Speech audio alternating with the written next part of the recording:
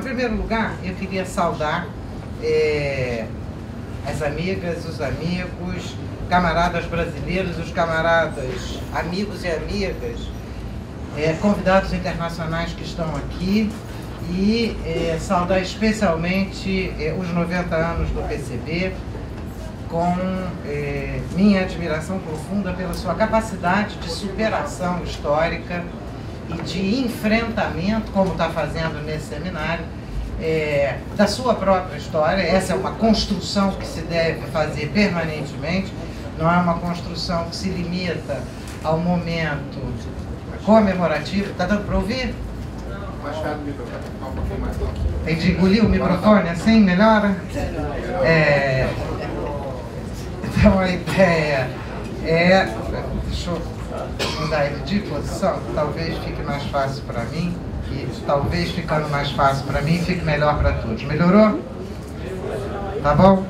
Bom, então queria continuar a minha saudação ao PCB, exatamente pela certeza de que esse importantíssimo aniversário de 90 anos não apenas um momento comemorativo, mas é sobretudo um momento de luta, um momento de enfrentamento, um momento de capacidade, de construir a capacidade desse enfrentamento permanente, que é o enfrentamento da nossa história para a compreensão das determinações que nos colocam melhor posicionados na luta e que nos fazem ser capazes de seguir enfrentando a luta contra a devastação capitalista, que a cada dia é mais furiosa.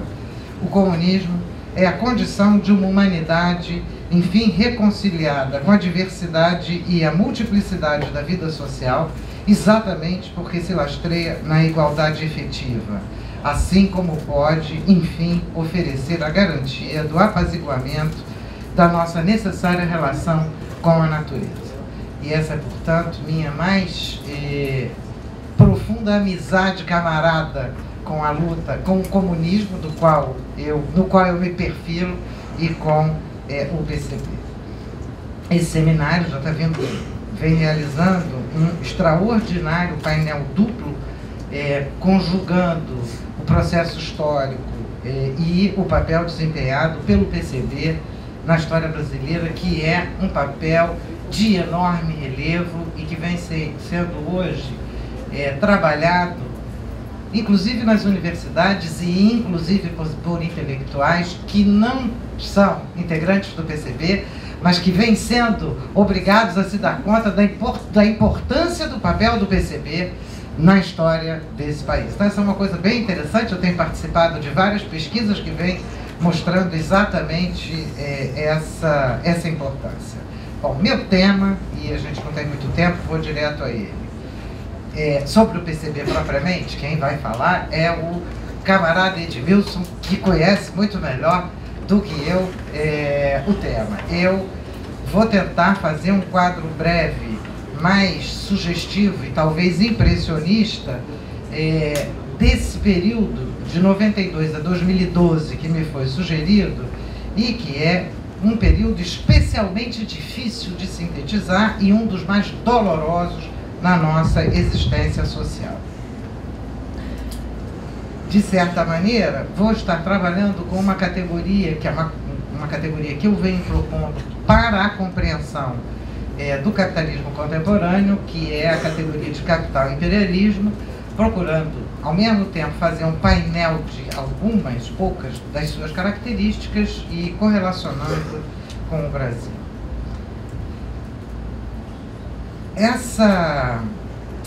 Que características centrais eu apontaria para isso que eu estou chamando de capital e imperialismo, do ponto de vista da luta de classes e do conjunto das relações sociais? Então, portanto, eu não vou estar fazendo uma fala sobre o econômico, tal como nós estamos acostumados, mas mais voltada para o conjunto das relações sociais. Está dando para ouvir aí atrás? Está baixo?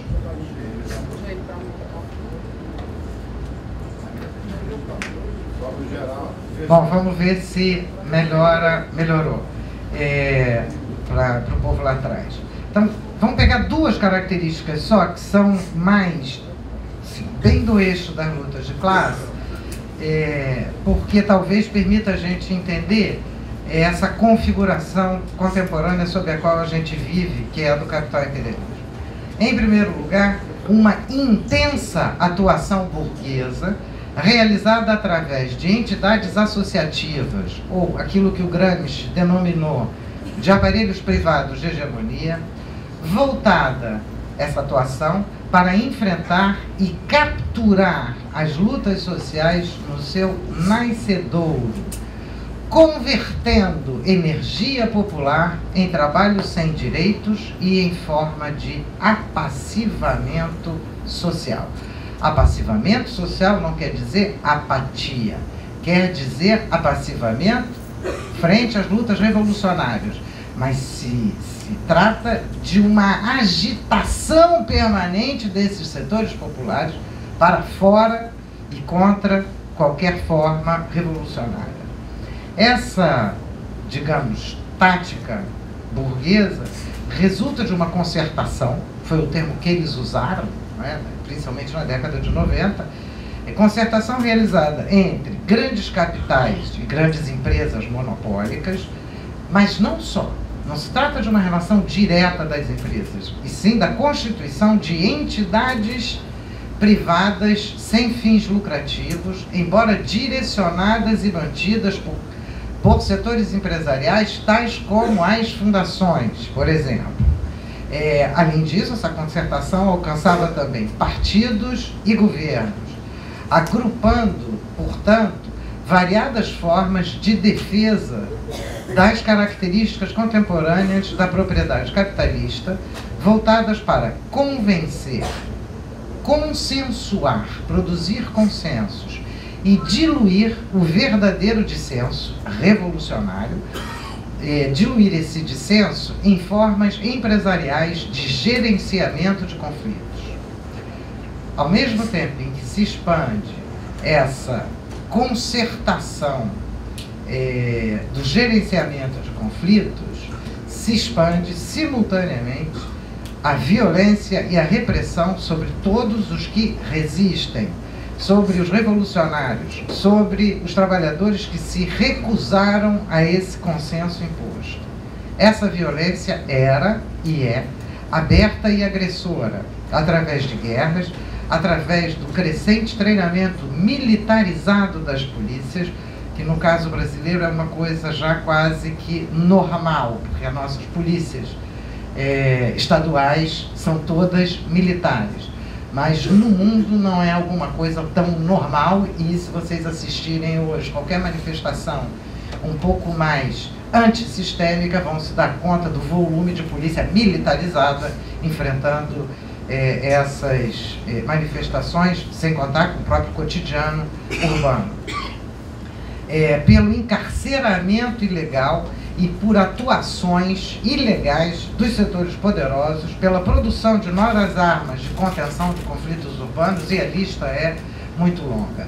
Se essa violência é aberta e direta, ela é também uma violência difusa e sorrateira, através de novos meios de vigilância, câmaras espalhadas nas esquinas das ruas das cidades, cidades completamente controladas por câmaras, mas o controle não se limita a câmaras e microfones, mas atua também através do uso de cartões de crédito, telefones celulares, internets.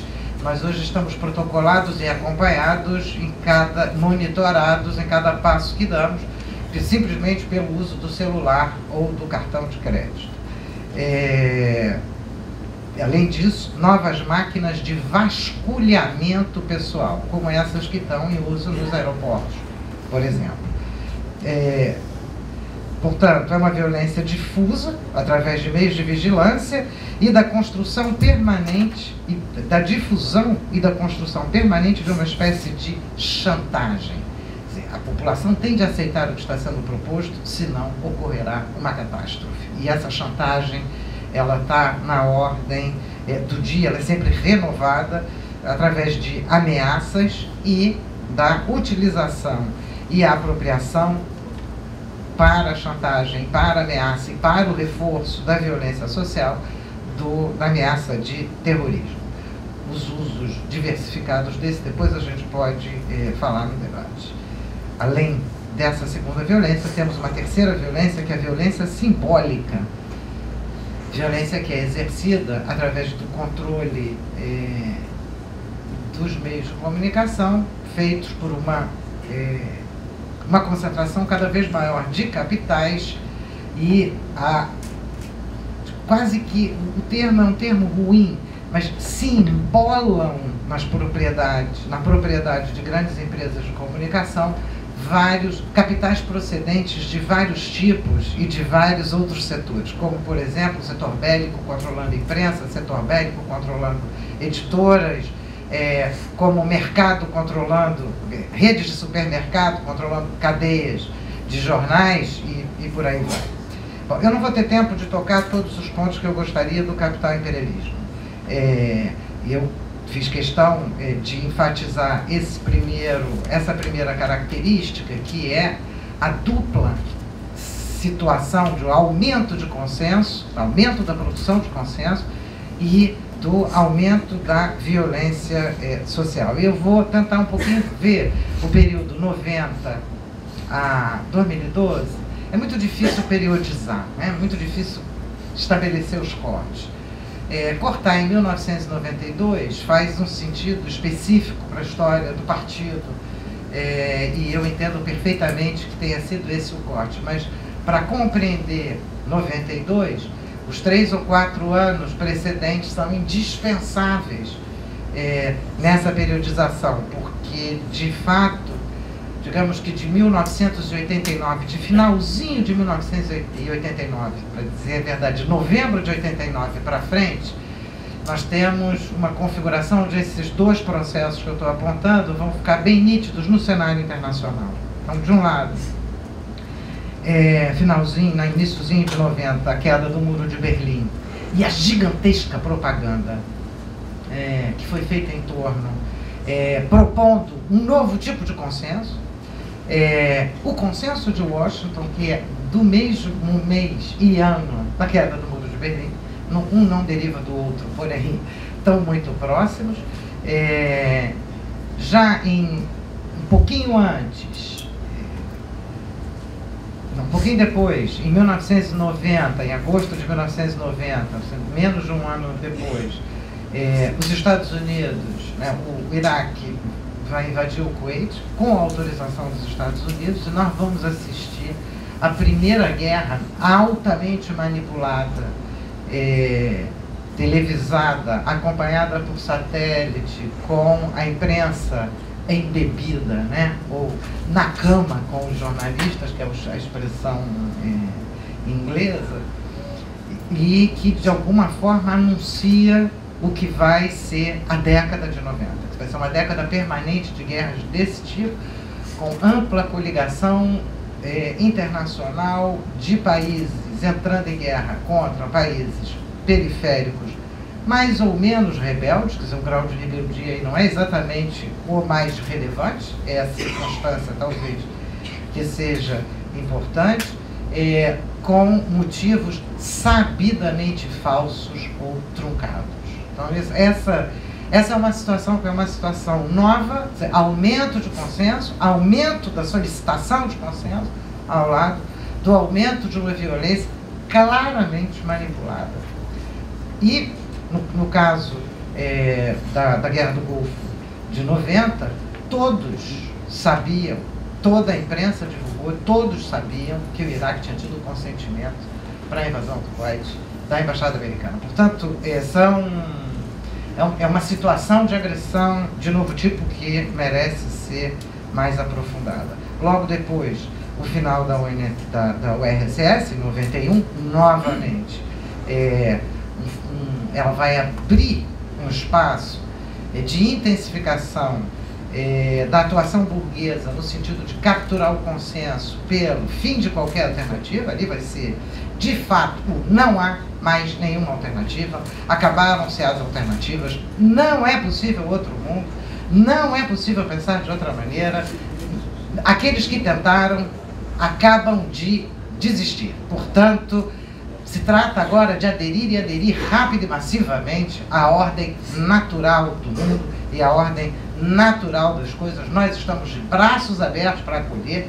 Esse é o argumento, né? Esse é o discurso. Estamos de braços abertos para acolher.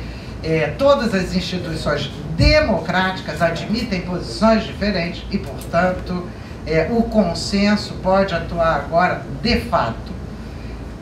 Obviamente que a argumentação do consenso não ocorre sozinha, para vocês terem uma ideia do paralelo ainda na década de 90. A década de 90 é a década do chamado ciclo das conferências sociais da ONU. São 6 ou 7 grandes conferências que aconteceram no Rio de Janeiro, a primeira delas em 92, sobre a ECO, né?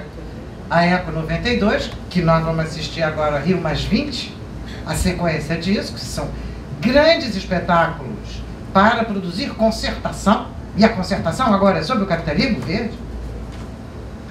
Grandes espetáculos internacionais de produção de concertação abertos à participação da dissidência, contanto que a dissidência fique no terreno da questão específica em jogo e não debata os princípios sobre os quais estão fundamentados aquele debate. Caso contrário, a violência é uma violência direta sobre as manifestações e prévia sobre as populações que podem vir a resistir a essas práticas consensuais. No século XXI, a gente assiste a um certo arrefecimento dessa capacidade de produção de consensos e um aumento bélico, em especial a partir de 2001. Ou seja, aumenta ainda mais o peso militar e o peso das guerras e arrefece um pouco a capacidade de produzir consensos, não a máquina produtora de consensos. Por que arrefece um pouco? Arrefece por conta do volume de lutas, que não é pequeno, nem na década de 90, nem na primeira década do século XXI. O que é importante lembrar? Só é possível e só faz sentido, e a gente só consegue compreender essa tática burguesa da produção de consenso se a gente levar em conta que o terreno no qual ele opera é um terreno de luta. E é porque é um terreno de luta que essa operação pode ser mais ou menos concluída, porque se trata de converter lutas que vão numa direção para reduzir o seu alcance e enquadrá-las em direções mais palatáveis. Eu vou dar um exemplo que é muito interessante, foi de um cara do Banco Mundial, em 2000. Certo? Foi um livro publicado em português, que se chama O Banco Mundial e a Sociedade Civil no Brasil. Da confrontação ao diálogo, uma coisa assim, o título. E é 2000, portanto, ele já está falando de uma prática que está em curso em toda a década de 90. E o que é que ele vai dizer como exemplo? Ele diz o seguinte: todas as demandas e reivindicações da sociedade são aceitáveis pelo banco e nós podemos ajudar a encaminhar a solução. A única coisa que nós não aceitamos é discutir filosofia. Portanto, é bem claro o que está colocado, princípios não se discutem, problemas pragmáticos e imediatos nós podemos interferir e colocar. Mas no século XXI, essa capacidade de produzir consenso se esgota pela sua evidente ineficácia social, em especial no caso latino-americano, com as grandes revoltas latino-americanas, com o caso argentino. Esses foram os momentos mais importantes de contestação direta dessa forma, mas também pelo episódio até hoje algo obscuro do ataque às Torres Gêmeas nos Estados Unidos e a imediata e subsequente instauração de uma espécie de estado de sítio permanente com suspensão de direitos, etc., civis. Se essas duas características que eu estou tentando apontar, aumento do consenso e aumento da violência, são uma face do processo da dificuldade da gente entender essas 2 décadas pregressas, é preciso levar em conta um outro fenômeno que vai junto e que só pode ser pensado junto com isso, é que esses foram, talvez, os 20 anos de mais acelerado processo de concentração de capitais que já viveu a história da humanidade. Depois a gente pode discutir qual é o formato dessa concentração, porque ela tem um formato específico, mas não tenho tempo de desenvolver agora, mas a essa concentração brutal da propriedade do capital corresponde à maior intensificação das formas de exploração do trabalho no mundo. E eu não estou falando de Brasil, é preciso que a gente entenda que isso aconteceu no Brasil, mas não só no Brasil, com o desmantelamento dos direitos adquiridos e a remodelação das formas de emprego e de estrutura produtiva de maneira a controlar cada vez mais cada trabalhador por um lapso maior de tempo e de forma mais direta e incisiva, que é a chamada produção flexível, que o Chico de Oliveira tem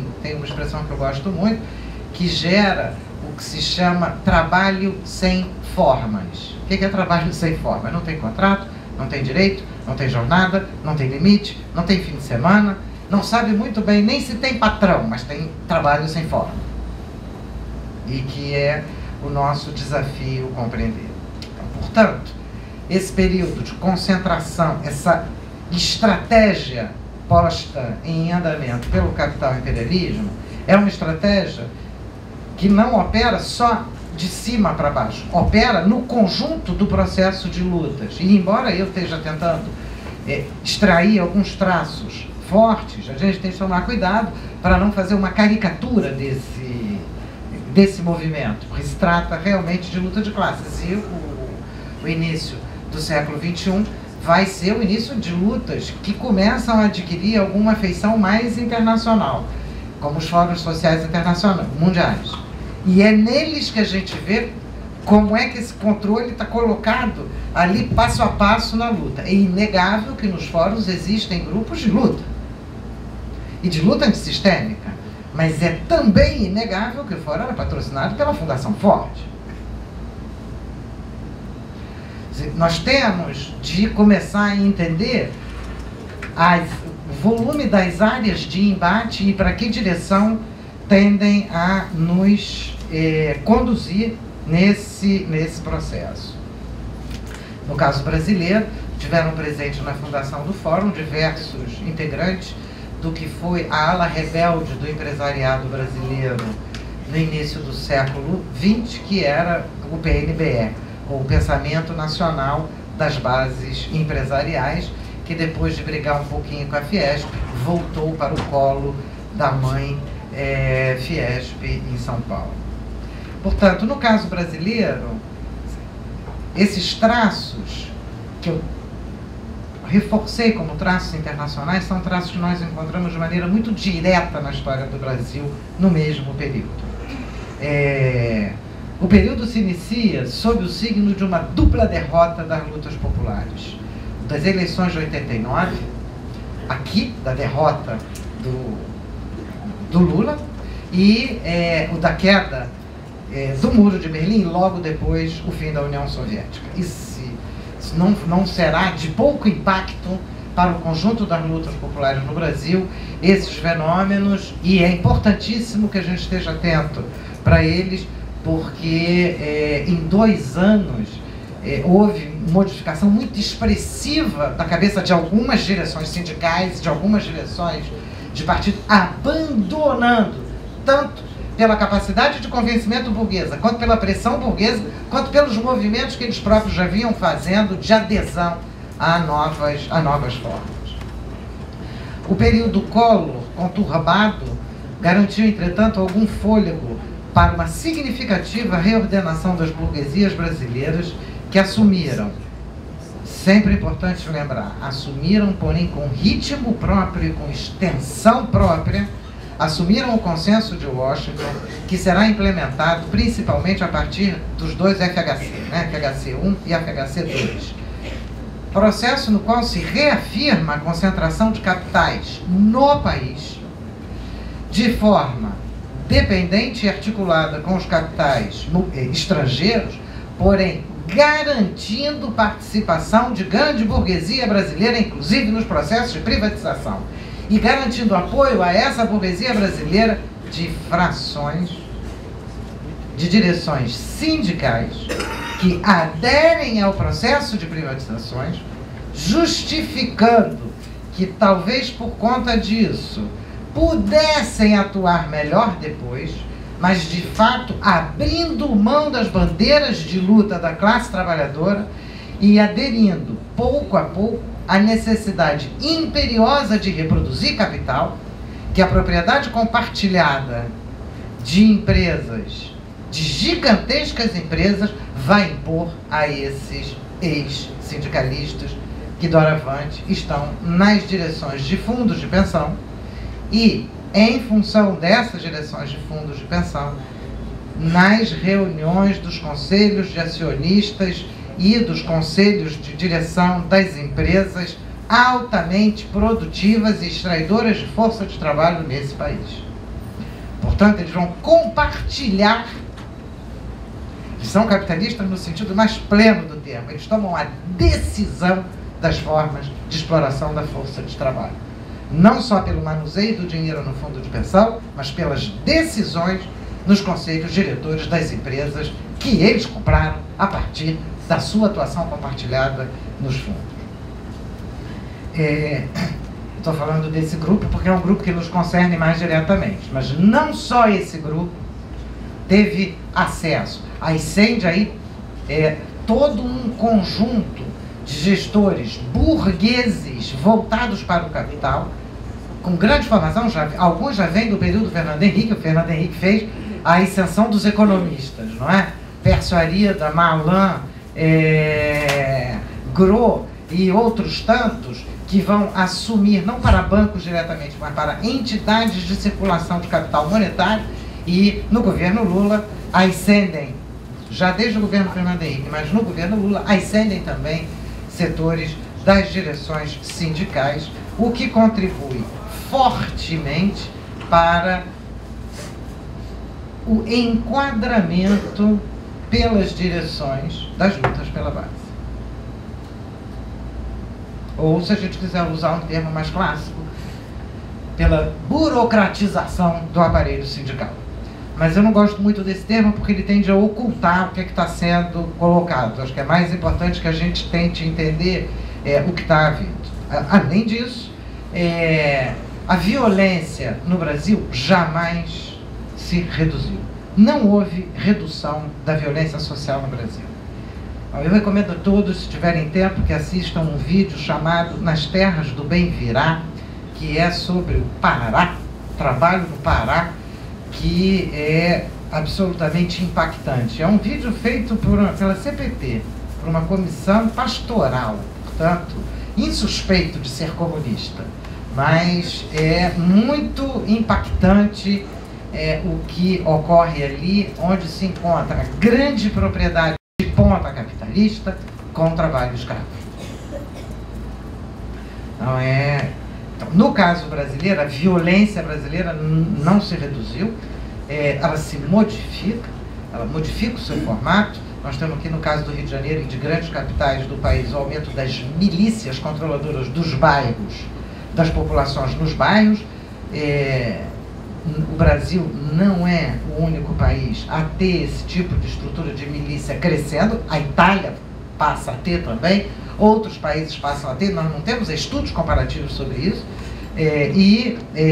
Nós vamos assistir, ao lado dessa violência brutal, desde o governo Fernando Henrique Cardoso, a criação de programas focalizados no combate à pobreza, iniciado pela Comunidade Solidária, além da expansão de uma gigantesca rede associativa, com múltiplas origens, que fazem mais ou menos o seguinte percurso.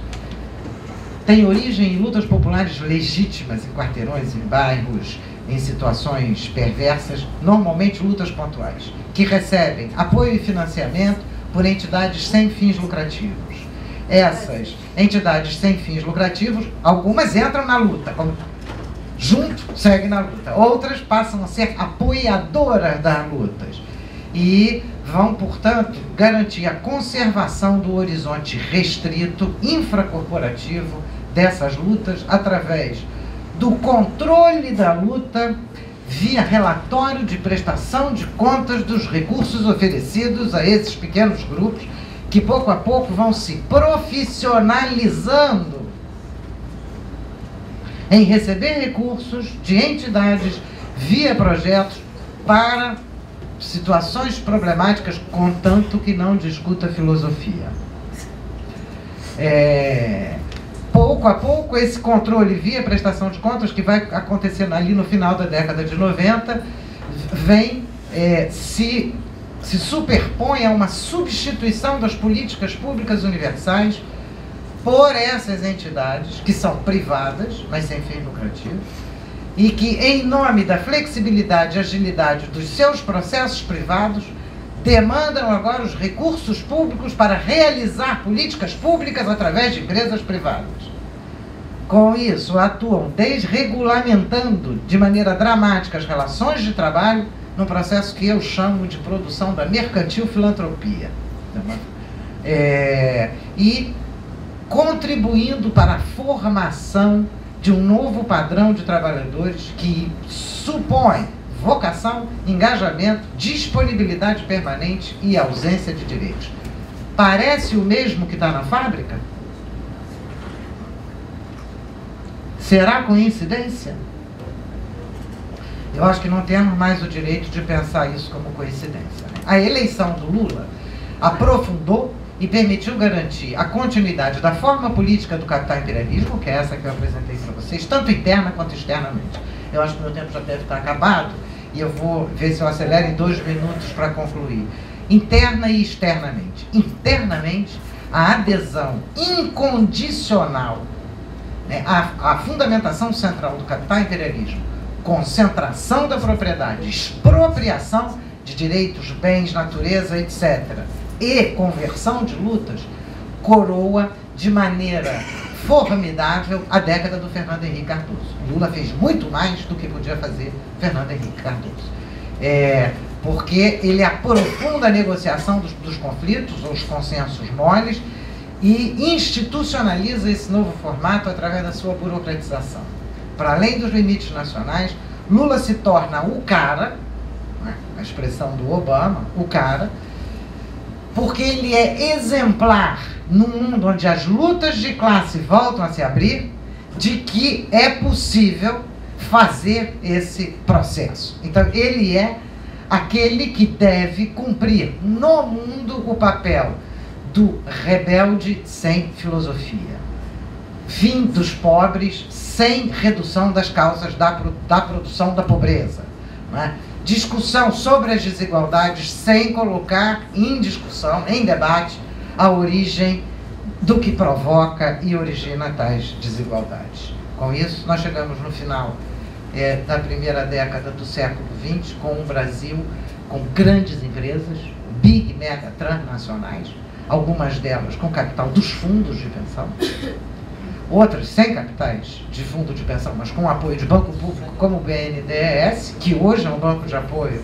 à transnacionalização ou formação de global players de empresas brasileiras, com uma massiva expropriação de direitos da população, o que significa uma também massiva disponibilização dessa população para o mercado. Isto é, só pode viver no mercado, precisa viver no mercado e, por fim, gosta e quer consumir. Portanto, necessidade, imposição e subjetividade, traduzindo em formas sociais colocadas nesse compasso. Porém, esse cenário não é sem contradições. Eu estou fazendo o cenário, o quadro da dominação no qual a gente se encontra. Eu gostaria de falar das contradições, mas acho que o tempo está muito curto e eu vou deixar então para a gente pensar essas contradições um pouco mais adiante. Mas não quero encerrar sem lembrar que capital, por ser relação social, é relação capital-trabalho. Sem relação capital-trabalho não há capitalismo.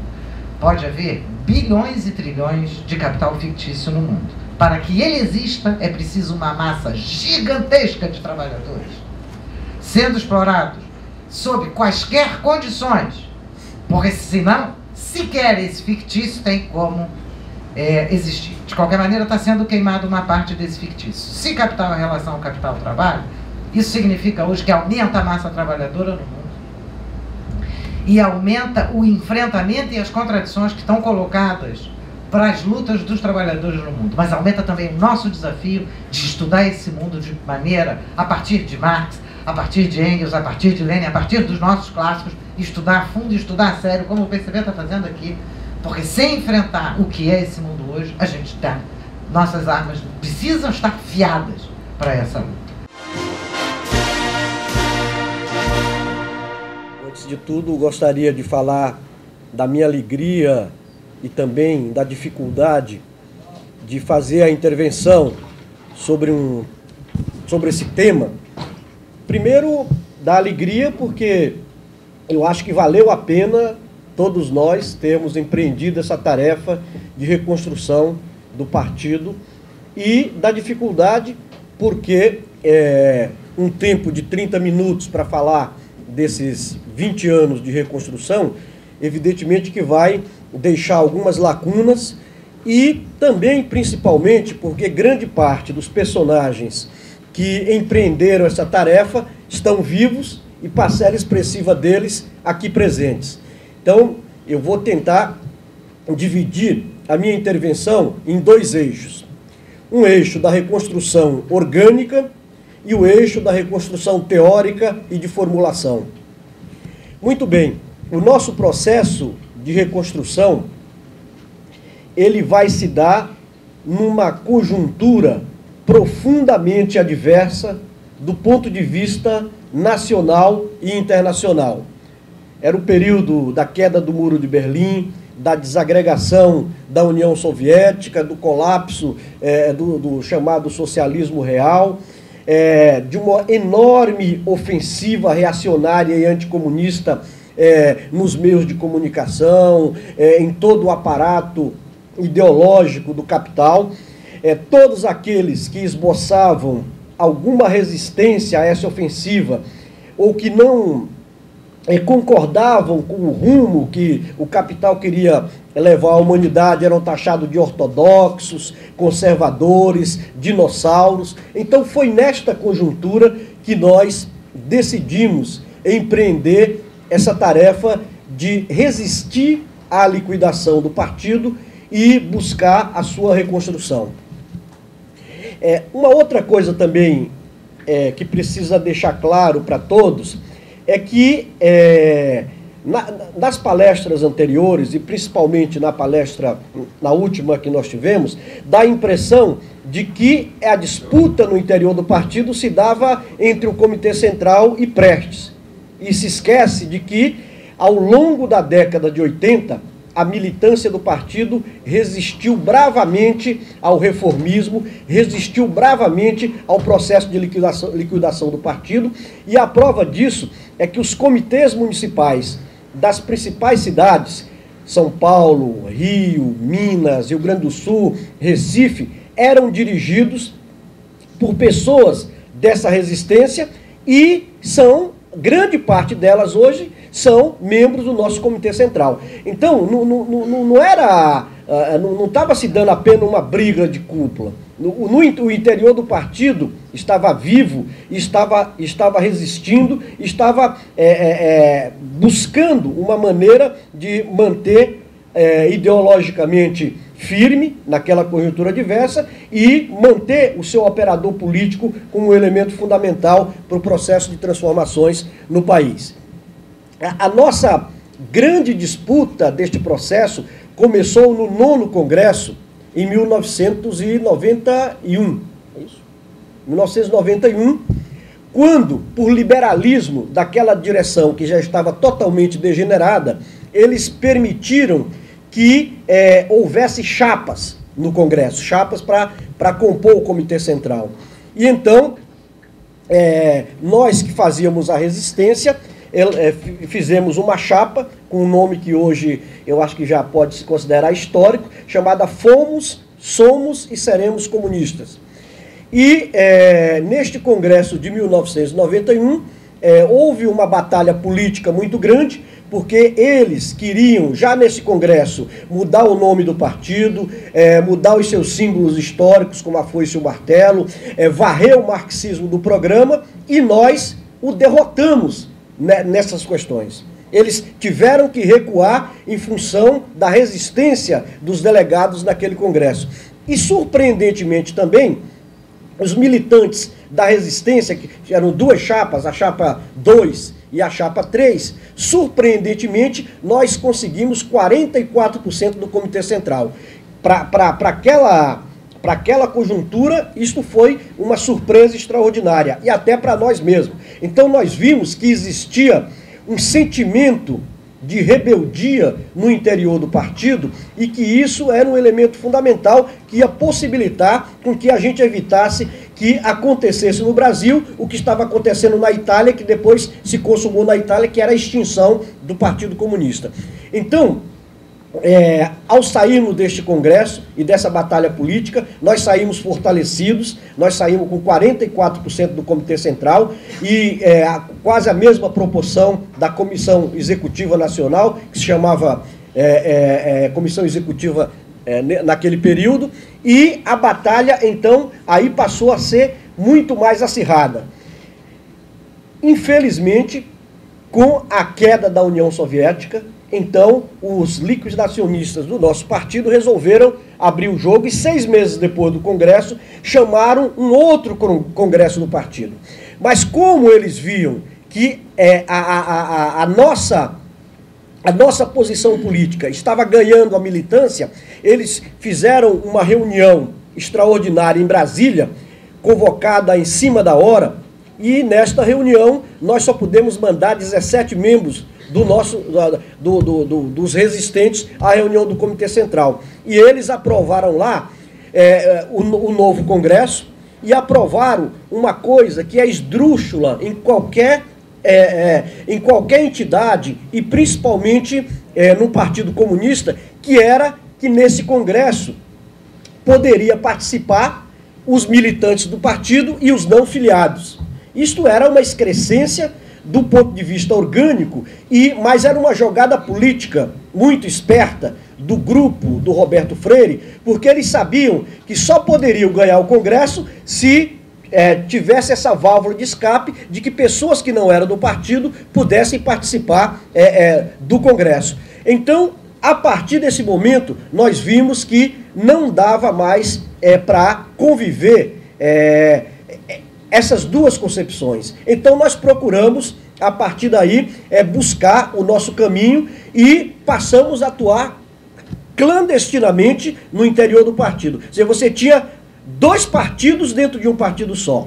Eu lembro muito bem que uma primeira reunião que a gente fez, logo após a primeira reunião do Comitê Central, após o 9º Congresso, que depois da reunião nós fomos nos reunir no porão da Rua Santo Amaro 234, em São Paulo, para acertarmos como que nós iríamos traçar as linhas de resistência a partir dali, porque sabíamos que aquela direção já estava totalmente comprometida com o processo de liquidação do partido e que era urgente a gente articular a resistência no interior da nossa organização. Então, esta reunião, ela foi importante porque a partir dessa reunião nós podemos ter ideia do que estava ocorrendo nos outros estados, qual era o sentimento da militância nos outros estados, e também traçamos as linhas para a resistência ao processo de liquidação. E então nós decidimos também que não iríamos participar do Congresso convocado por aquela maioria do Comitê Central que se reuniu em Brasília, porque as regras desse Congresso não eram apenas antileninistas, como eram uma armadilha para que eles pudessem se legitimar e liquidar o partido de forma num Congresso nacional. Então nós decidimos não participar do Congresso e realizar nos mesmos dias e na mesma cidade, em São Paulo, uma conferência de organização do PCB. Vale lembrar também que nesta reunião de Brasília, aqueles 17 membros do Comitê Central, tão logo eles aprovaram as decisões do Congresso poder participar não filiados ao Congresso, nós fizemos um manifesto chamado Manifesto em Defesa do PCB, que continha as linhas de orientação para a militância e para a militância saber também que tinha gente no interior do Comitê Central que estava disposta a resistir à liquidação. Então, nesse período que vai do 9º até o Congresso, até o 10º Congresso, nós procuramos intensificar o trabalho de resistência e construção da alternativa. Então nós marcamos a nossa conferência de organização para os mesmos dias do Congresso chamado pelo Roberto Freire e sua turma, e além disso, então, nós convocamos esta conferência de organização em São Paulo, e no dia de inauguração do congresso deles e da nossa conferência de organização, nós nos reunimos às 6 horas da manhã, antes de começar o congresso deles, e decidimos que sairíamos em passeata lá do nosso congresso, iríamos para o congresso deles, iríamos dizer por que não participavam daquela farsa, chamaríamos os delegados para participar da reconstrução do partido e continuaríamos a nossa trajetória. E assim fizemos. Nós saímos em passeata do Colégio Roosevelt, a mais ou menos 1.000 metros de onde estava sendo o congresso do pessoal do Freire, que era no Teatro Zácaro, tudo isso lá em São Paulo. Saímos em passeata, cantando a Internacional. Todo mundo que viu aquele filme pode testemunhar isso. Foi uma coisa muito comovente e muito emocionante. Aqueles quase 500 delegados na rua, num período que tinha caído a União Soviética, uma ofensiva reacionária muito grande. A gente na rua com as bandeiras vermelhas e cantando a Internacional em passeata, se dirigindo ao congresso lá da turma do Roberto Freire. Ao chegarmos à porta do congresso, nós fomos negociar a nossa entrada e dizer que nós queríamos dizer por que não estavam participando do congresso e que chamaríamos delegados que quisessem nos acompanhar para a reconstrução do partido. Eles tinham contratado a Fonsecas Gang, que é uma empresa de guardas para segurança do congresso deles, e eles disseram que não deixaria a gente entrar. Aí nós dissemos para ele: olha, vocês têm duas opções, ou deixa a gente entrar por bem, ou deixa a gente entrar de qualquer forma. E eles então viram que aqueles 400, 500 delegados irados iam entrar de qualquer forma. Eles abriram então o congresso e nós entramos. Também quem já viu o filme tem a oportunidade de ver que nós entramos e passamos a dominar, do ponto de vista ideológico, aquilo ali, porque uma parcela muito expressiva daqueles delegados não tinha nada a ver com o partido, não tinha nada a ver com o comunismo, eram simplesmente pessoas de outros partidos, inclusive muitos do PMDB, que estavam ali para cumprir o papel de liquidar o partido. E lá, os dois companheiros que fizeram a intervenção foi o Ivan Pinheiro e o Horácio Macedo. Fizemos duas intervenções, eles fizeram duas, e depois nós saímos do Congresso e fomos realizar a nossa conferência de reorganização, e é a partir daí então que vai se dar uma intensa batalha pela reconstrução orgânica do PCB. Essa batalha, ela se dá de uma forma em que, para nós, era fundamental que a gente mantivesse a sigla do partido. E para manter a sigla do partido, era necessário legalizar o partido.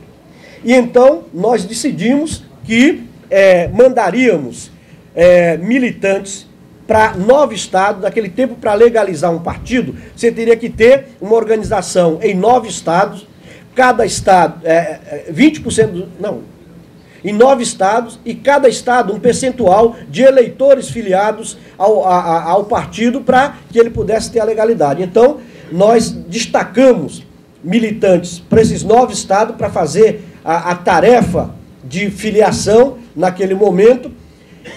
Se eu não me engano, foi Amapá, Pará, Pernambuco, Sergipe, Mato Grosso, Rio de Janeiro. E esses militantes iam, ficavam por lá 20, 30, 40 dias, batendo de porta em porta para fazer o processo de filiação, de forma que a gente pudesse manter a legalidade do partido, e isso acossado pela turma do Freire, que tinha as suas ramificações no judiciário e em várias áreas da institucionalidade.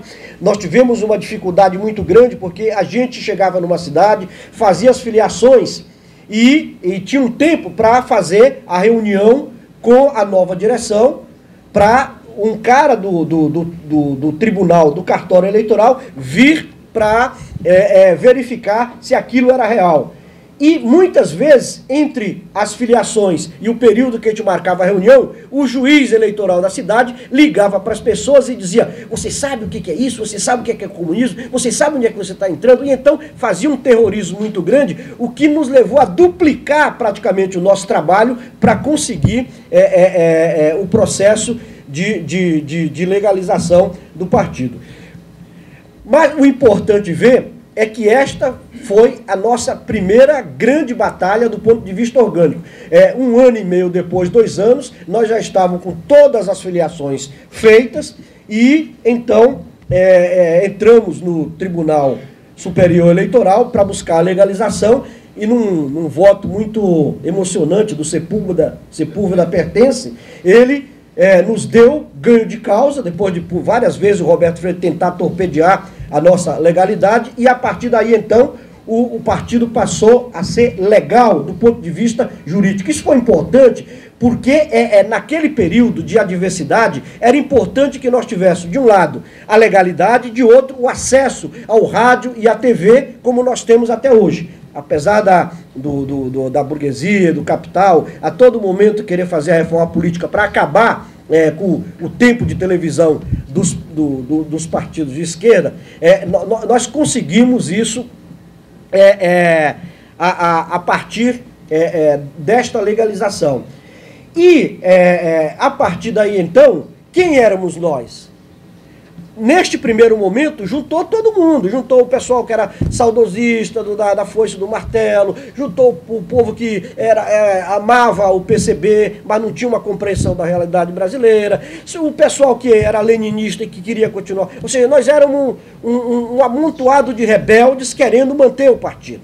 E então, a partir daí, nós vamos desenvolver a nossa segunda grande tarefa, que é buscar... Quantos minutos aí? Que é buscar a reconstrução teórica,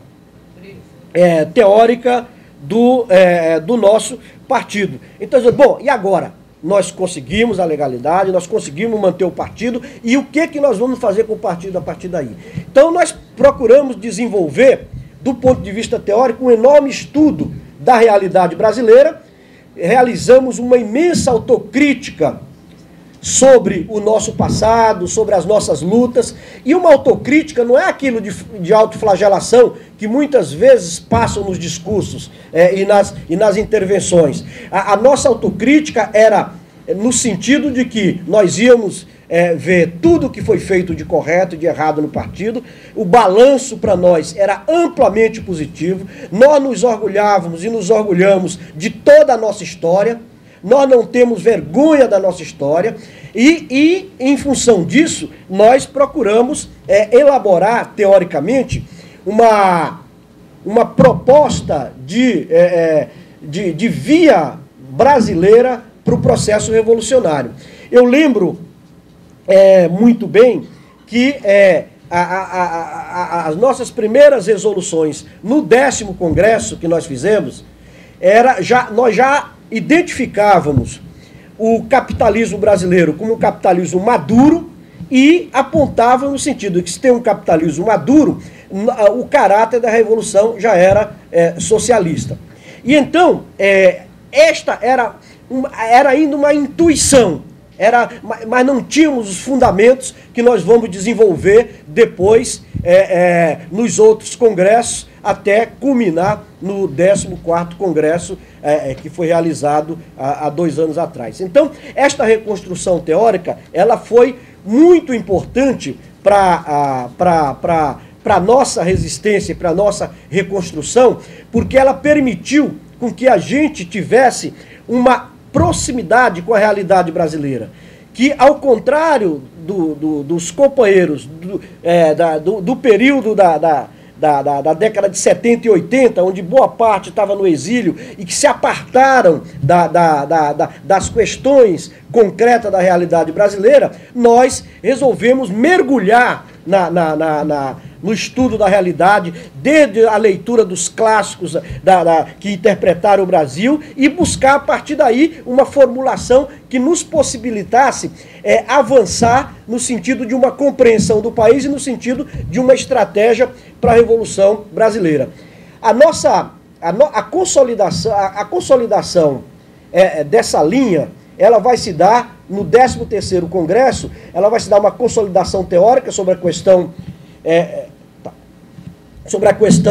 da estratégia da Revolução Socialista, e vai, do ponto de vista político, vai ter uma consequência, que também este foi um dos grandes acertos do nosso partido, é que em 2005, neste Congresso, nós decidimos romper com o governo Lula, quando todas as forças de esquerda ainda estavam no governo, e que nós fomos muito criticados como sectários, mas nós já identificávamos que aquele governo não correspondia àquilo que nós imaginávamos, não correspondia àquilo que poderia ser um governo para realizar reformas profundas, para realizar transformações no país. Nós decidimos sair do governo e, com uma dignidade muito grande, nós saímos e entregamos os cargos. Perdemos alguns companheiros nesse processo, que preferiram ficar com os cargos do que com o partido. Mas ninguém faz omelete sem quebrar ovos.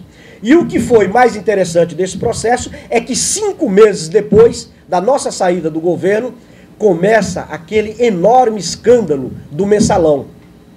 Isto nos deu, posteriormente, uma enorme autoridade política, porque uma força que tem esse gesto que nós tivemos de romper com o governo, quando todo mundo estava achando que aquele governo era de mudança, que aquele governo ia realizar um conjunto de transformações, nós rompemos e 5 meses depois acontece um enorme processo de corrupção. Isso vai dar ao partido esta autoridade política que nós carregamos até hoje com muito orgulho, no sentido de que nós procuramos acertar na política, acertamos na política, podia ter dado errado também, mas acertamos na política, e isso possibilitou a que a gente fizesse agora, no 14º Congresso, o processo de cristalização e aprofundamento da nossa teoria da Revolução Brasileira.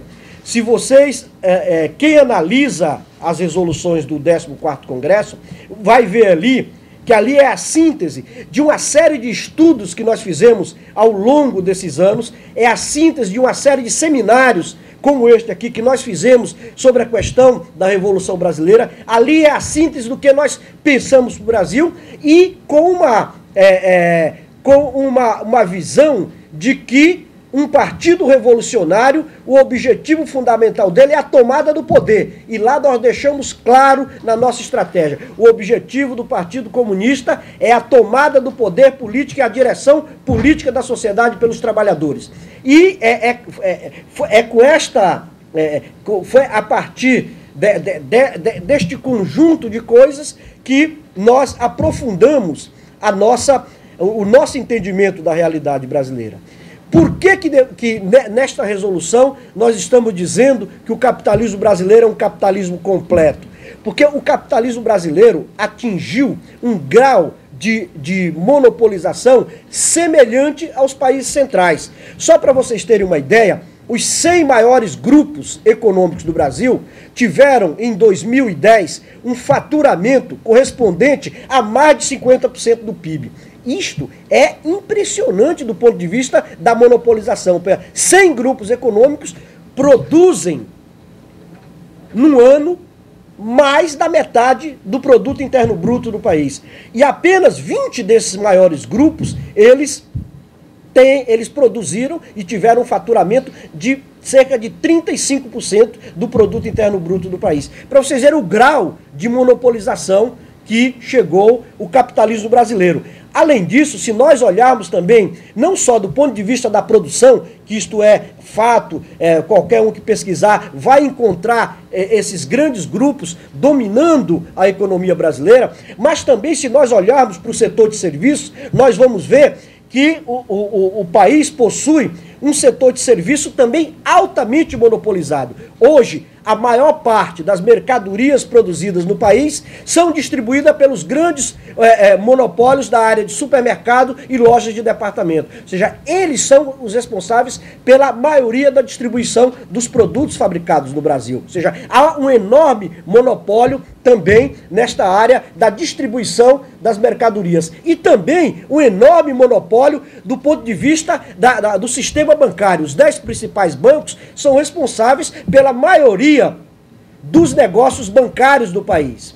E uma outra coisa fundamental que nós fomos olhar a realidade é identificar que o capitalismo não só avançou no campo, como ele passou a ser um instrumento de ligação entre o capital agrário e o capital internacional. O agronegócio se consolidou no campo e transformou o assalariamento na relação hegemônica no campo do país, rompendo com uma velha tradição que via a questão dos camponeses, dos acampados, para nós, e nós colocamos isso nas resoluções. O que define, o que domina a produção no campo é o agronegócio, e todas as outras formas de produção, meieiros, arrendatários, pequena propriedade, estão subordinadas à lógica do capital. Portanto, se este capital domina a cidade e o campo, se este capital domina as relações de produção, o caráter da revolução só pode ser socialista. A contradição principal é capital-trabalho. Por isso que nós rompemos com a questão da etapa da Revolução Nacional Democrática, que foi discutida aqui ao longo dos vários seminários que tiveram, mas nós, ao fazermos isso, nós não fizemos apenas por intuição, nós fizemos baseado numa leitura científica da realidade brasileira, baseada numa leitura de como as classes estão organizadas e produzem no Brasil, e é com essa segurança que nós realizamos o nosso 14º Congresso e publicamos a nossa resolução de estratégia, que vai consolidar esta visão do mundo com a nossa conferência política, realizada em novembro do ano passado, onde nós vamos desdobrar aquela estratégia do caráter da Revolução Brasileira como socialista. Nós vamos fazer as mediações desta linha política com a questão tática, ou seja, como que um partido que define o caráter da Revolução Brasileira como socialista, como ele vai atuar cotidianamente, como ele vai atuar no dia a dia do ponto de vista da tática. E nós não encontramos grande dificuldade para ver isso. Nós achamos que, como a tática é a estratégia do dia a dia, nós buscamos fazer essa mediação, fazendo com que o entendimento do partido rompa com qualquer ideia de que existe a possibilidade de você construir no Brasil um capitalismo com rosto humano, existe possibilidade de construir aqui uma social-democracia nos moldes daquilo que foi construído após a Segunda Guerra Mundial na Europa. Aqui a social-democracia já veio tardiamente incorporada incorporada ao PT, ela já não tinha mais condições de proporcionar aos trabalhadores as migalhas que a social-democracia proporcionou na Europa. Portanto, ele já veio muito tardio e é por isso que resultou neste processo de degeneração todo que nós podemos identificar nas forças que compõem hoje o governo brasileiro. Então, camaradas, eu acho que esse processo de reconstrução, você olhando agora retrospectivamente e vendo como ele foi desenvolvido, evidentemente de uma maneira muito sumária, que eu procurei relatar aqui, com lacunas e etc., eu acho que todos os companheiros que participaram desse processo devem se sentir muito orgulhosos da tarefa desenvolvida ao longo desses 20 anos. Todos os companheiros devem se sentir muito orgulhosos do que foi feito e, principalmente, camaradas, isso também provou uma coisa muito clara. Se aquela militância no qual pouquíssimos eram membros do Comitê Central conseguiu resistir e reorganizar o partido, com o Prestes teria sido muito mais fácil. Se o Prestes tivesse ficado no interior do partido, se tivesse levantado a militância, teria sido muito mais fácil e possivelmente não teria tido nem PPS. Então eu não concordo com esta avaliação que foi feita ontem à noite, de que o Prestes estava certo em tudo e que os outros estavam errados em tudo. A vida provou que tinha massa crítica no interior do partido com capacidade de resistir. A vida provou isso. E com uma liderança do nível do Prestes, teria sido muito mais fácil. Nós estaríamos hoje num outro patamar. Não teríamos caminhado apalpando pedras, como nós caminhamos. Então, era para deixar esse registro muito interessante. E também dizer para vocês que os nossos camaradas que foram assassinados na tortura, os nossos camaradas que foram assassinados ao longo dessa história de luta, uma vez que o nosso partido, e não é nenhum exercício de cabotinismo dizer isso, o nosso partido produziu os principais heróis do século XX nesse país, eles se sentiriam muito orgulhosos dessa massa de militância que resistiu a esse processo de liquidação e que manteve vivo esse operador político chamado Partido Comunista Brasileiro, que hoje está de braços abertos para...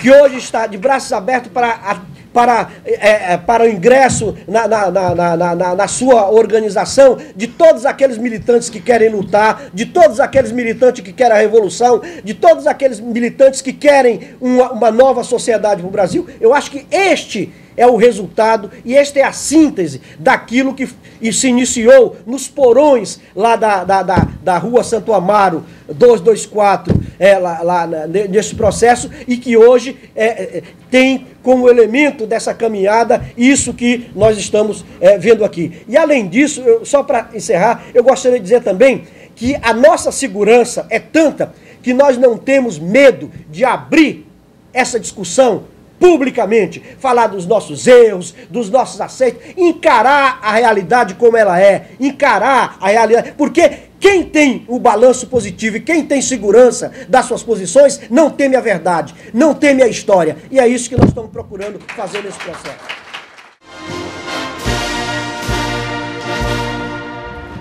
Tem 3 questões que são sobre movimentos, papel dos movimentos, da luta, etc. Não tem uma resposta fácil, nem imediata, nem uma receita de bolo do tipo assim, a gente faz assim e resolve, tá certo? Seria ótimo se tivesse, mas a gente também não seria comunista, né?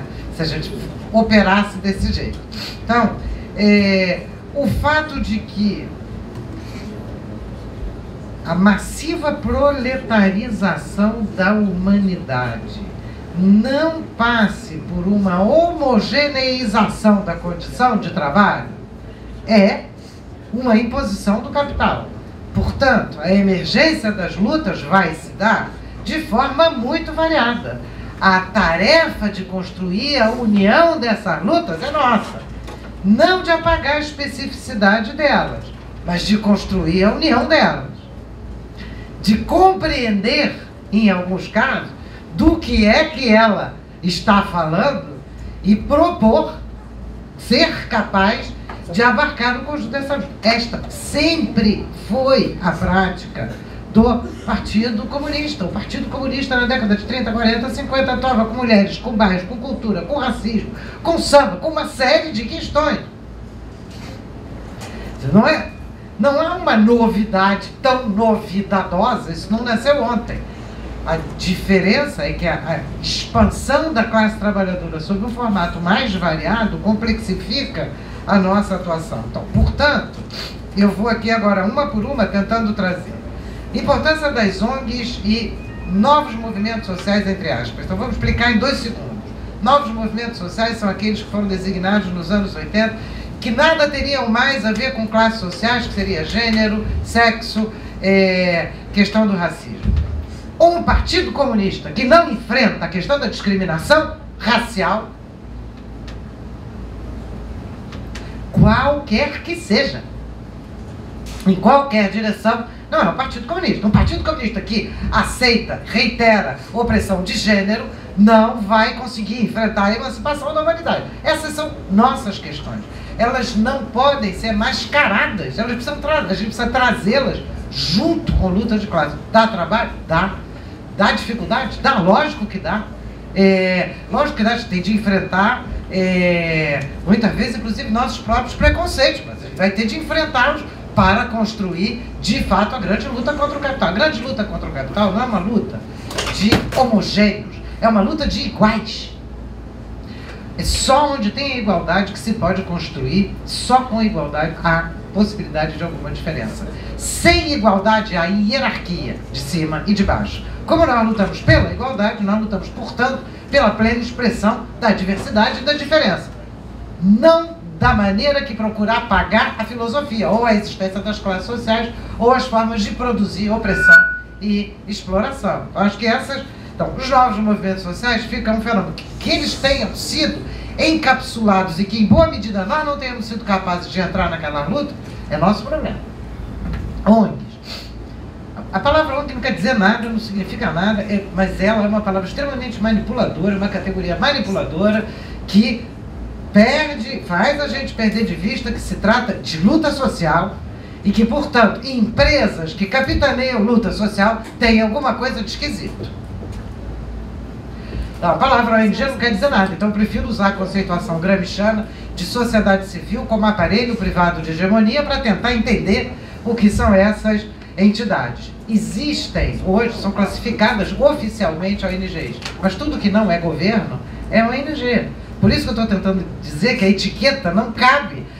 A minha lente não pode ser uma lente do que é governo e do que não é governo. A minha lente tem de ser do que é reivindicação da classe trabalhadora contra o capital e o que é garantia do capital, formas de garantir a preservação do capital e espaços, portanto, de luta de classes. Por isso eu tomo muito cuidado para discutir ONG, porque não é só uma questão de ONG. Eu fiz uma crítica duríssima da ABONG, Associação Brasileira de ONGs, que por acaso é até a associação mais progressista entre as ONGs. Fiz uma crítica duríssima, porque ela simplesmente, se auto-olhando como ONG, não vê que ela está capitaneando 200 mil entidades sem fins lucrativos de tipo empresarial. Então, perder o corte da classe social na análise do mundo é se colocar, se não do outro lado, quando não é para o outro lado direto, é pelo menos se deixando dirigir pelo capital. Portanto, prefiro que a gente entenda e leia o mundo a partir do conceito de luta de classes e não simplesmente de ONG, etc. E isso vai direto para outra pergunta, qual é o papel de Anonymous, Democracia Real Já, basta a corrupção? Bom, alguns desses a gente já sabe, né? Basta a corrupção, não precisa nem averiguar quem é que está, em geral. Porque aponta só para a ponta imediata do fenômeno. Entretanto, se nós não formos capazes de capitanear uma luta que enfrente a questão da corrupção para além desse moralismo de quinta categoria que predomina por aí, é muito difícil que a gente se credencie politicamente para as grandes lutas. Mas isso a gente tem de construir na prática da organização e na prática intelectual. Em outros casos, o caso do Anonymous, eu não conheço muito, isso é uma organização internacional de hackers, se eu não me engano. É bom levar em consideração que a emergência de lutas contra o capital está em muitos lugares e que as contradições estão em muitos lugares. A ponta mais da tecnologia, de uma das tecnologias mais avançadas em informática, produziu também uma luta intensa lá dentro contra a própria lógica da propriedade. Vai emergir dali a revolução? Certamente não. Vocês acham bem que vai emergir alguma revolução de hacker fazendo crítica, ou do Linux fazendo crítica do software livre? Não, mas ali aponta contradições que estão no cerne do processo, e que se nós não formos capazes de compreender, aprofundar e lutar por elas, nós também não conseguimos enxergar, de fato, qual é a importância da luta comunista. Pela primeira vez na história do século XX, o termo livre mudou de sentido nos Estados Unidos. Livre nos Estados Unidos sempre quis dizer mercado livre para os proprietários. O software livre significa software livre de proprietários. Não é pouco. Significa que se é revolucionário vai fazer revolução, como o jornal vai dizer, a revolução na mídia? Acho que não. Mas nós vamos ter de entender que no miolo das forças produtivas tem contradição. E que hoje, para que a humanidade tenha acesso ao que ela mesma produz, só livre da propriedade. Essa é uma questão central. O Linux tem lá seus problemas concretos, reais, etc. Mas algumas das grandes questões estão colocadas ali e elas... Eu não estou fazendo defesa de novo movimento social, estou fazendo defesa da luta da humanidade contra o capital. A outra questão fala da década de 80, né? Será que já não, antes do fim do socialismo já não estava problema? Olha só, lamento informar que nós temos problema o tempo inteiro. Luta revolucionária tem problema o tempo inteiro. Aliás, o capital também. Hoje a gente diz assim, não, teve os 30 anos gloriosos onde tudo era bom. Recomendo que alguém vá numa biblioteca qualquer e pegue um jornal da época de quando tudo era bom para ver o que os jornais diziam. A grande imprensa dizia para os pobres que o capitalismo estava agonizando, vocês não apertassem o cinto. E os pobres estavam lutando nas suas condições precárias de existência. Lembro a vocês que a França, por exemplo, teve favela até a década de 70. Favela. Depois transferiu as favelas para prédios favelas. Né? Mas é só um pouco para lembrar disso. Então, certamente a questão dos partidos revolucionários ao longo do século XX, vivemos sequências de derrotas e vivemos sequências importantes de problemas. E, em parte, essas derrotas derivam, de certo, da adesão capital e imperialista, promovida pelo capital e imperialismo, às suas formas específicas de organização da representação democrática, das formas de cooptação, se a gente quiser, e que se espalharam pelo mundo como padrão de existência. Padrão desejável de existência. Eu estou de acordo com isso. Então, portanto, a idealização da democracia burguesa e todas essas questões foram questões importantes ao longo da década de 80, esfriando o ânimo dos setores e dos partidos revolucionários, principalmente nos países centrais. E isso ainda acontece. E nós hoje estamos vivendo isso na carne no Brasil. Nós agora estamos entendendo o que é que significa ter uma luta revolucionária com um país que tem recursos extraídos também da exploração imperialista de outros países. Não é fácil. Nós temos de lutar contra a nossa burguesia para dentro e contra ela para fora. E nós temos de lutar contra ela para dentro quando ela procura capturar a nossa inteligência, a nossa energia para pagar muito bem para atuar para ela. É isso. Portanto, é pior do que social-democracia. A situação hoje é mais grave ainda do que só a social-democracia antes. mas certamente houve um processo por aí que é bastante importante e a questão, portanto, traz um elemento fundamental. Bom, os meios de comunicação. Eu hoje acho que só uma revolução mesmo para arrancar os meios de comunicação desses grupos empresariais. Mas eu acho que eu não tenho uma resposta. Essa é uma luta em que nós temos de estar engajados em todas as frentes. É uma luta fundamental na frente de mídia por televisão, de jornal, de revista intelectual e em todas as frentes esse engajamento é importante. Lembro que já existe imprensa de movimentos sociais tentando furar esse bloqueio, que é muito difícil construir a unidade em torno, nem que seja uma unidade tática em torno desses instrumentos, mas que isso é muito importante. Eu participo bastante ativamente do Brasil de Fato, a gente participa de uma revista de historiadores que chama História e Luta de Classes. A gente tem de atuar permanentemente nisso, porque isso não é só uma questão de alcançar o público, é de formar os nossos quadros. É aí que a gente se forma, quando a gente é obrigado a explicar, a traduzir, a dizer aquilo que a gente tem de dizer.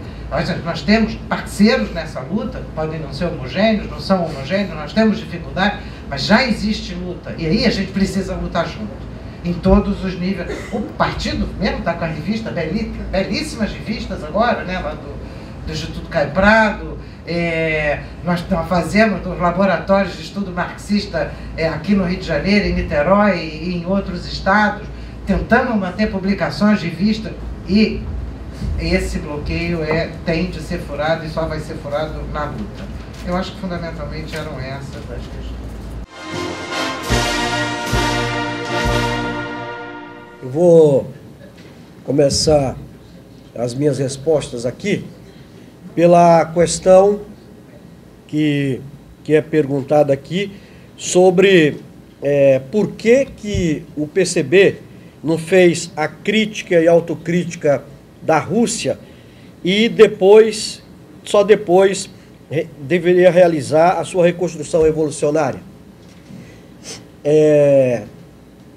Tem um cantor popular no Brasil, o Geraldo Vandré, que disse que numa das suas belas músicas, diz que quem sabe faz a hora, não espera acontecer.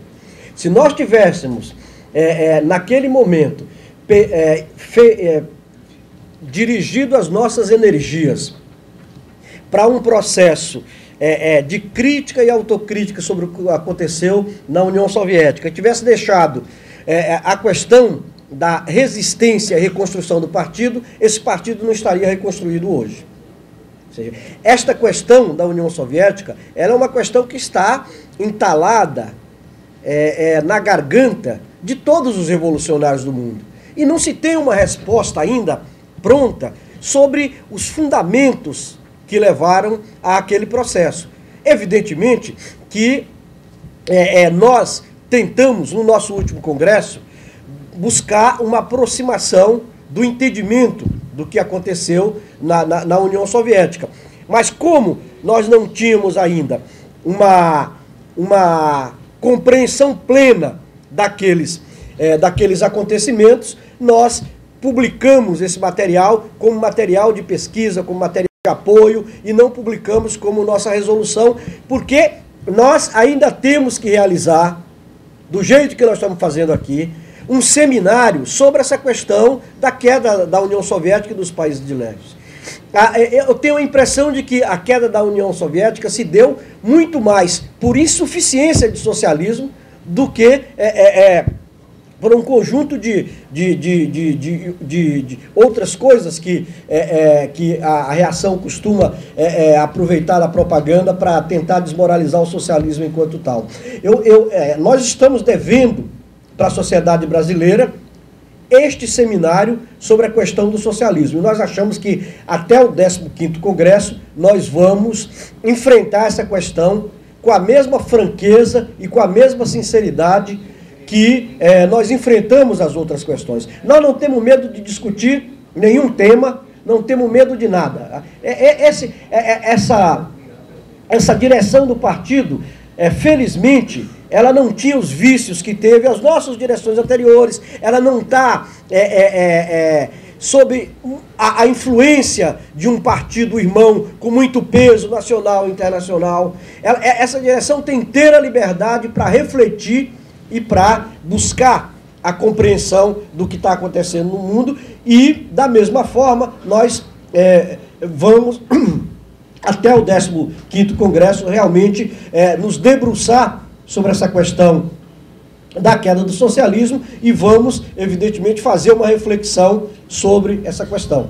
Não temos ainda nada pronto. Com relação a perguntas de como se daria a Revolução Socialista no meio rural. Bom, nós temos uma estratégia para o país. E a estratégia para o país envolve o campo e a cidade. Nós não temos uma estratégia para o meio rural, nós temos uma estratégia para o Brasil.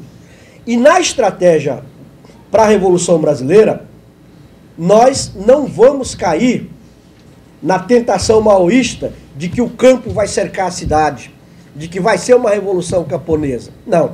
Aqui a revolução se dará nos grandes centros urbanos, onde está concentrada a classe operária, onde está concentrado o poder da burguesia. Nós vivemos num país urbano, onde mais de 80% da população vive nas cidades. Portanto, é neste teatro de operações que se dará o processo revolucionário. E o campo é parte desse processo revolucionário. Só que nós não temos uma linha específica para a revolução no campo. Nós temos uma linha para a revolução no Brasil.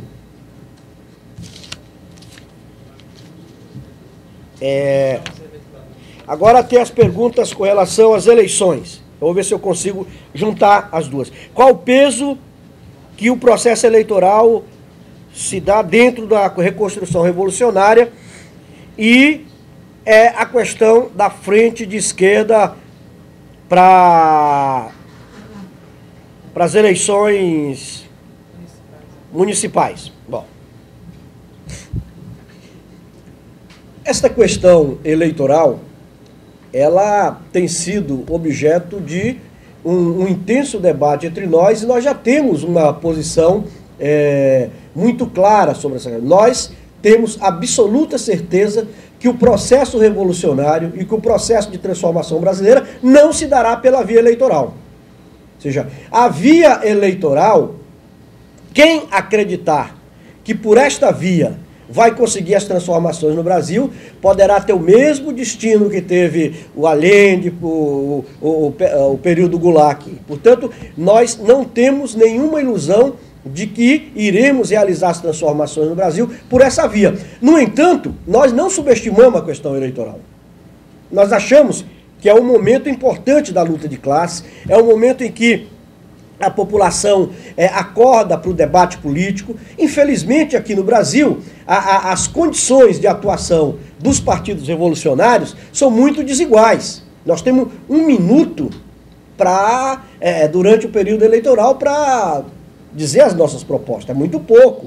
Nós não temos o poder econômico que tem a burguesia. E nós não nos aliamos, não somos da base aliada do governo e nem buscamos as alianças oportunistas com partidos conservadores. Então, a via eleitoral para nós, ela tem essa importância, mas também nós não vamos ficar nos lamentando e chorando pelos cantos se a gente não eleger um deputado federal, se a gente não eleger um deputado estadual. Eleger é bom, vai ter um companheiro lá que vai cumprir as tarefas lá na Câmara dos Deputados, do mesmo jeito que um companheiro que cumpre as tarefas no sindicato, no movimento estudantil, no movimento das mulheres, no movimento ecológico.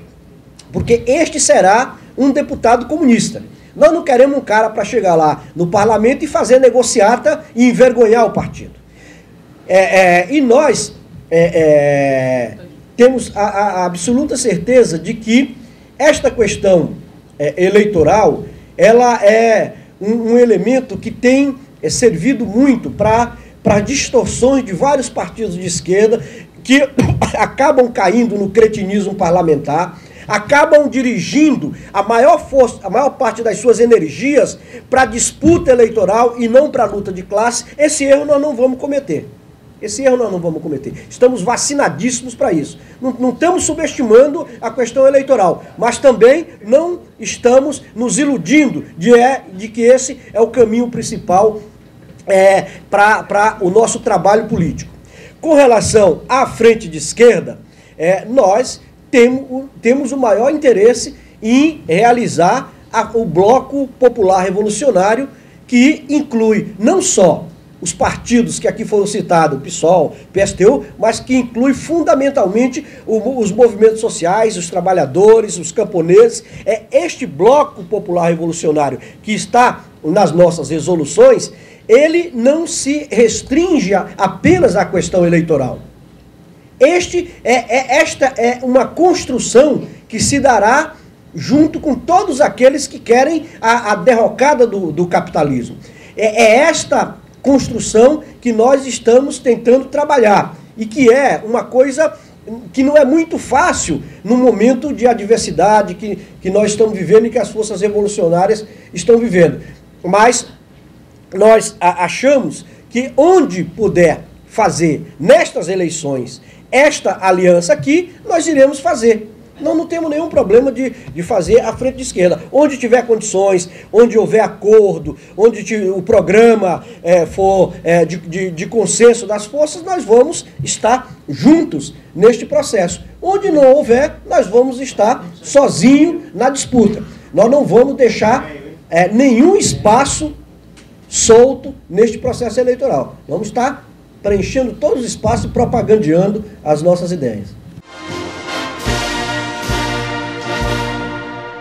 Então, em primeiro lugar, dizer que, como são considerações finais, esse é um dos lugares mais relevantes hoje para o debate das ideias, para o enfrentamento das formas de organização e para a construção de uma unidade orgânica de luta revolucionária no país, e eu estou muito satisfeito, muito orgulhosa de ter sido convidada para cá. E já emendando com as questões que eu queria trazer um pouco mais adiante, depois de esclarecida a estratégia do PCB, que eu acho que é uma estratégia, essa estratégia do enfrentamento claro enfim, o que a gente estava precisando, eu acho, na política brasileira.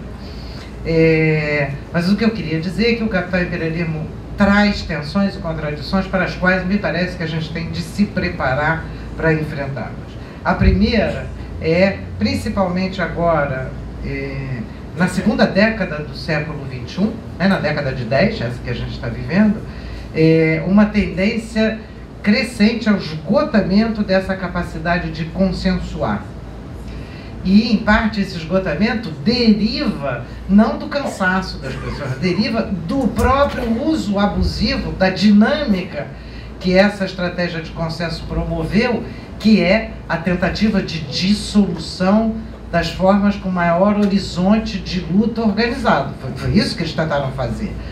Com isso, o que acontece é que as lutas vão ficando cada vez mais diluídas e mais infrapolíticas, até infracorporativas, e acabam explodindo em formas de explosão mais agressivas, para as quais a situação vai ficando cada vez mais complexa, tanto para as formas de organização anti-hegemônicas, quanto para as formas de contenção dessa hegemonia capital imperialista. Isso significa, portanto, esse esgotamento, tendência, não está esgotado, porque há recursos para isso, mas essa tendência ao esgotamento se expressa na redução do papel das democracias e da crença na democracia, o que tem um lado interessante para a gente, mas tem um lado dramático, que não pode ser desconsiderado, uma vez que a atuação nos últimos 70 anos do capital imperialismo foi na conversão da luta democrática dos povos em instauração de assembleias de acionistas no lugar das reivindicações da luta dos povos ou das lutas democráticas dos povos. E a gente está assistindo, portanto, a esse problema hoje, tanto na Europa quanto nos Estados Unidos. Mas ainda não temos nenhum horizonte muito claro. 2, uma dificuldade grande no âmbito internacional de estender a produção desse tipo de consenso para o conjunto dos países subalternos ou periféricos, se a gente preferir. Inclusive porque esse tipo de atuação depende de uma burguesia local interna razoavelmente forte, que não existe em muitos países. E, portanto, por outros vieses, a luta volta a se intensificar nesses países, e aí sim, a imposição de ONGs, mas aí é bem preciso, eu estou usando o termo de maneira bem clara, a imposição de entidades diretamente patrocinadas não só pelo governo norte-americano, mas pelo governo norte-americano e por outros governos, passa a ter papel importante. A crise econômica vem reduzindo, ou reduziu, né, durante um período, a disponibilidade de recursos para esse tipo de operação burguesa de convencimento. Mesmo se essa operação de convencimento é conveniente para a formação de mão de obra. Dessa mão de obra, que eu falei, sem direito, sem contrato, sem jornada, sem fim de semana. No entanto, a constituição socioeconômica dessa população continua ocorrendo, inclusive através de transformações brutais da legislação, brutais, sim.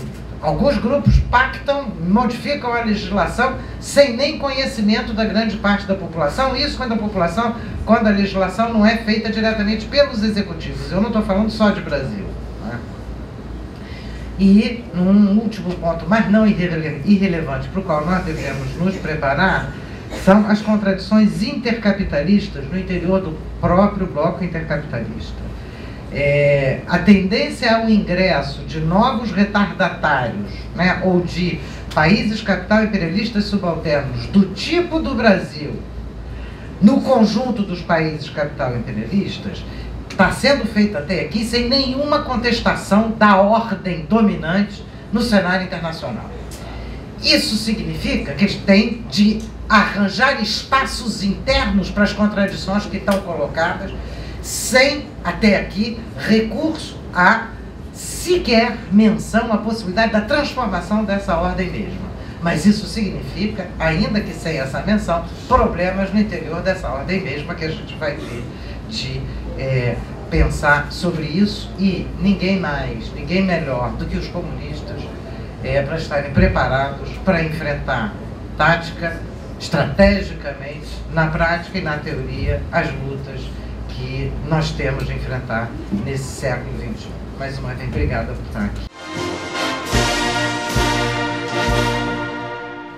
Bom, eu queria mais uma vez enfatizar a minha alegria de participar de um coletivo como esse de nosso partido, que debate de maneira franca todas as questões da nossa sociedade, que enfrenta politicamente os problemas da sociedade brasileira e, particularmente, participar de um partido de militantes, um partido que se orgulha da sua história, um partido que não envergonha a sua militância no cotidiano, um partido que tem vocação para o poder, um partido também que está aberto a todos aqueles que querem lutar contra o capitalismo e pela construção da sociedade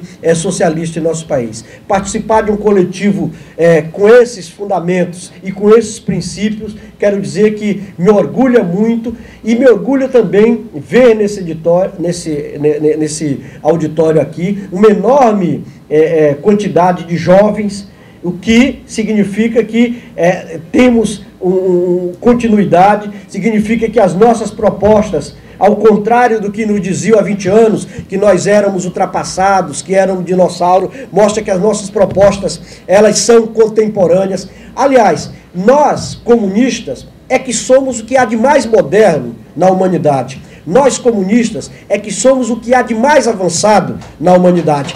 Atrasado...